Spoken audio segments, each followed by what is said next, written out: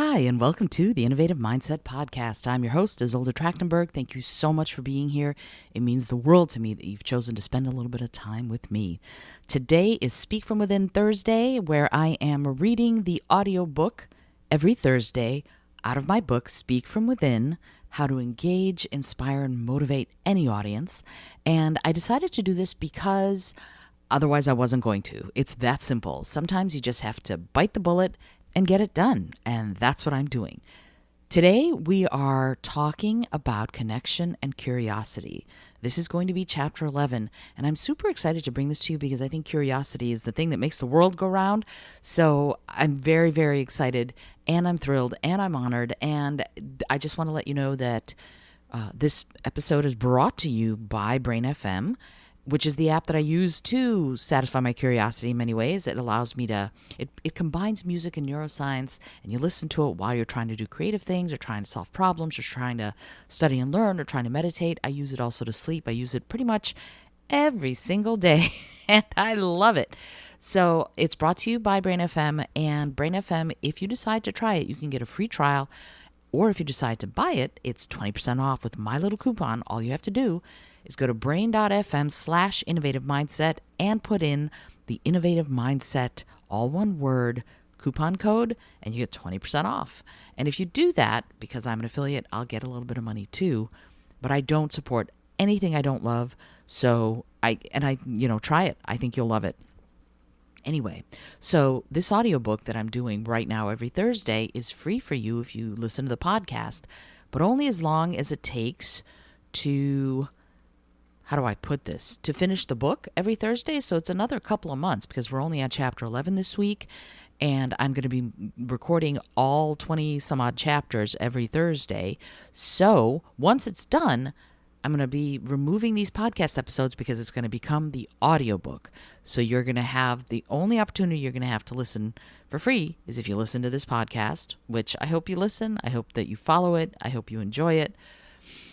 And afterwards, the audiobook itself will be available on my website, and that'll be the only way. It won't be available on Audible. I'm not going to do all of that because I've decided it's too much. It takes honestly, it takes a lot of work to get all that stuff together, and I want to get it to you rather than worry about all of the dotting the I's and crossing the T's and all of that.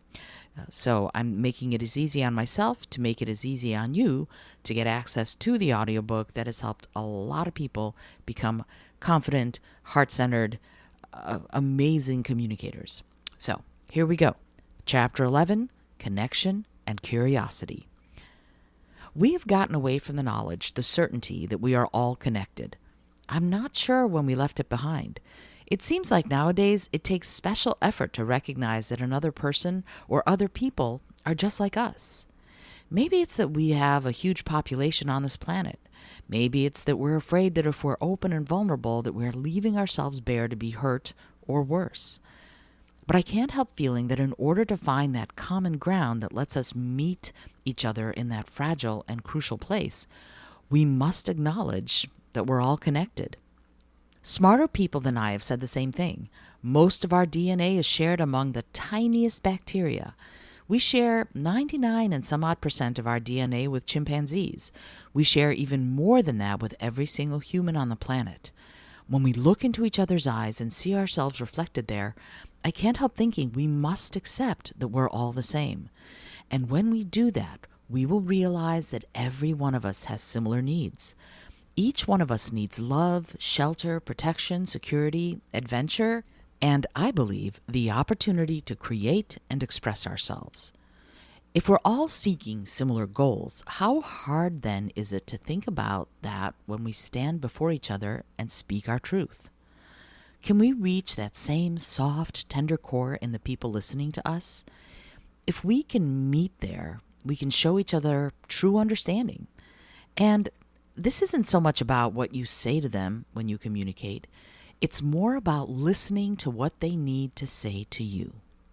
Go with me on this. Most of the time when we speak to others, we're the ones doing the talking. But here's an idea. Instead, what if we started every speech, every spoken word by being authentically curious about the people listening to us? What if we started everything with curiosity? What if we asked them questions? And what if that informed not only how we spoke, but also what we spoke about? How's that for a radical notion? It's an important one. We talked earlier about the importance of researching your audience. I never start any speech or presentation without knowing something about the people to whom I'm speaking. But I also start every presentation with the following question. What I'd like to do before we begin is to ask you all to tell me a little something about yourselves. Now, what I ask differs depending on whether I'm teaching a singing workshop, a communication or negotiation seminar, or a writing workshop, but it's always designed to help me learn about my audience. Who are these people who have taken the time to give me their attention? Could they have instead gone sightseeing? Might they have hightailed it to a museum, the zoo, or a bar? Absolutely they could have. Instead, they're here and ready to be part of our journey. So I ask, who are you? What do you do for fun? What is your level of experience about subject matter X? And then I ask the doozy, what do you hope to get out of this talk? If I'm speaking in front of 500 people, I can't ask them all individually unless we're doing a 3-day event, and even then, it'd be problematic. So I ask them beforehand. I send them a pre-talk survey. If I'm speaking to people who all share a characteristic, I do some research. If they belong to the same group or organization, I find information on their mission, ideals, and status. It's always a good idea to find out who these people are and what they love to do. If I know what they love, I can find the threads that will tie my life to their lives. And as soon as I have that common ground, I can forge that connection. If you do this research before your next communication opportunity, please remember why you are doing it. You are looking to find the common threads you have with your audience so you can better engage them. Did you go to the same college? Do you like the same sports team? Do you share a love of cupcakes? Are you both Key West aficionados? What are the things that give you a touchstone? What are your commonalities? Remember, if we are all connected, all you have to do is figure out what those connections are. As I said above, we all have certain commonalities. Chances are the people to whom you will be speaking put on clothes this morning. Likely they will eat something today. They probably own a cell phone. They might be in a relationship. We can strike a chord of similarity in many ways, but we're not interested in surface similarities.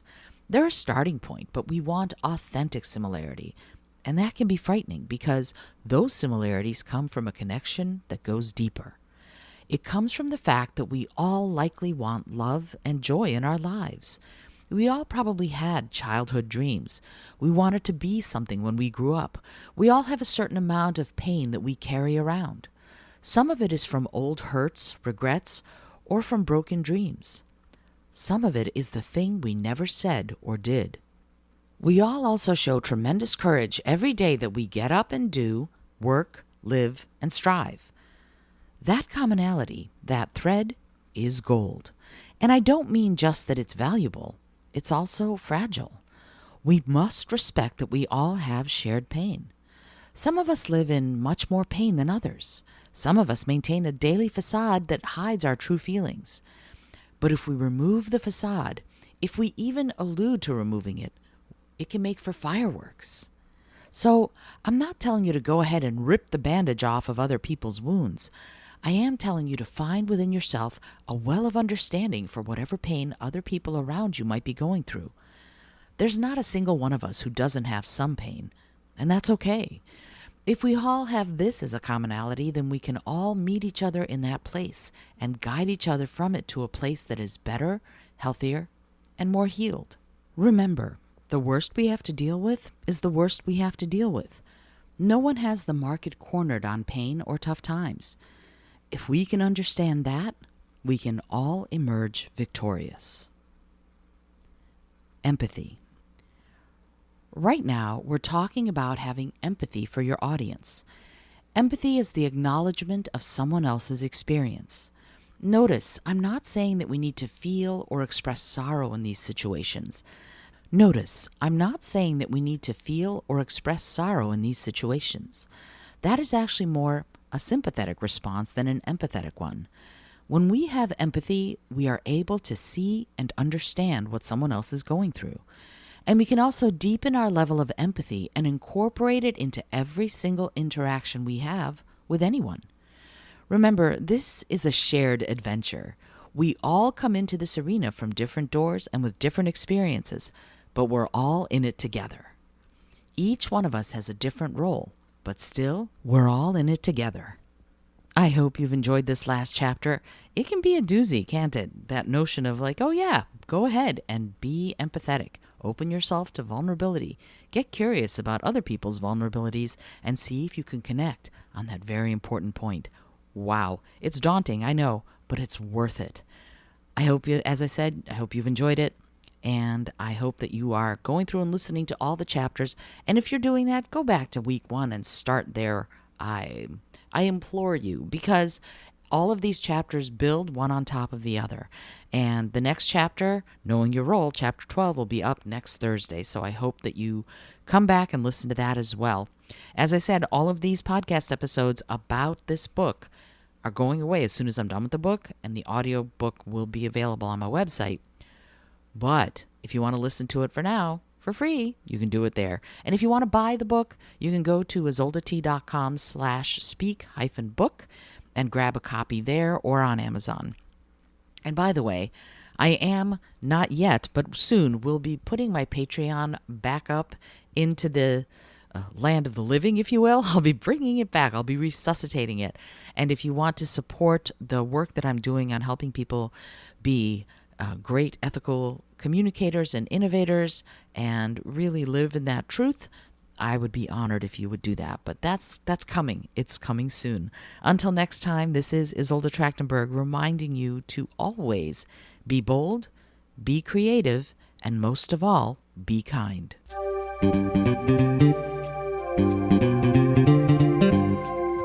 Thank you so much for joining me today. I really appreciate you being here. Please subscribe to the podcast if you're new, and it would mean the world to me if you told a friend about it.